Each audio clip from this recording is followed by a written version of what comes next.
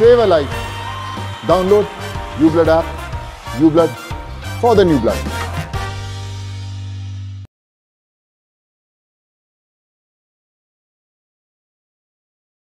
Corona తర్వాత అంతటి రేంజ్లో మంకీ పాక్స్ వైరస్ వణికిస్తుంది. ఆఫ్రికా దేశాల్లో హఠాత్తుగా కేసులు పెరిగిపోవడంతో పాటు ప్రపంచ దేశాలకు విస్తరిస్తుండటంతో ఆందోళన వ్యక్తమవుతుంది. అయితే మన దేశంలోనూ ఢిల్లీ, కేరళలో కేసులు నమోదు కావడంతో తెలంగాణ ప్రభుత్వం అప్రమత్తమైంది.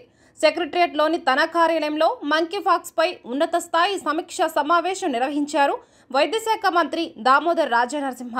సమావేశానికి పలువురు వైద్యశాఖ ఉన్నత అధికారులు హాజరు కాగా మంకీ పాక్స్ పై అప్రమత్తంగా ఉండాలని ఆదేశించారు మంత్రి దామోదర్ రాజనరసింహ.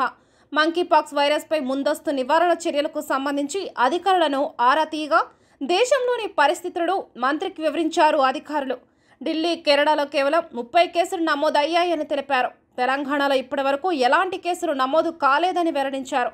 అయితే మంకీ పాక్స్ నివారణ చర్యల్లో భాగంగా అవసరమైన మెడికల్ కిట్స్, మందులు, ఆసుపత్రుల్లో ప్రత్యేక వార్డులు అందుబాటులో ఉండేలా చర్యలు తీసుకోవాలని అధికారులకు స్పష్టం చేశారు మంత్రి దామోదర రాజనరసింహ.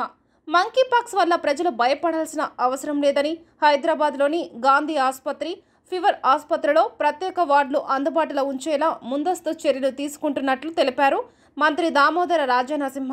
తెలంగాణ వ్యాప్తంగా అన్ని జిల్లాల ప్రభుత్వ ఆసుపత్రుల్లో మంకీ పాక్స్ వైరస్కు నివారణ మందులు, అవసరమైన కిట్స్ అందుబాటులో ఉంచాలని అధికారులను ఆదేశించామన్నారు.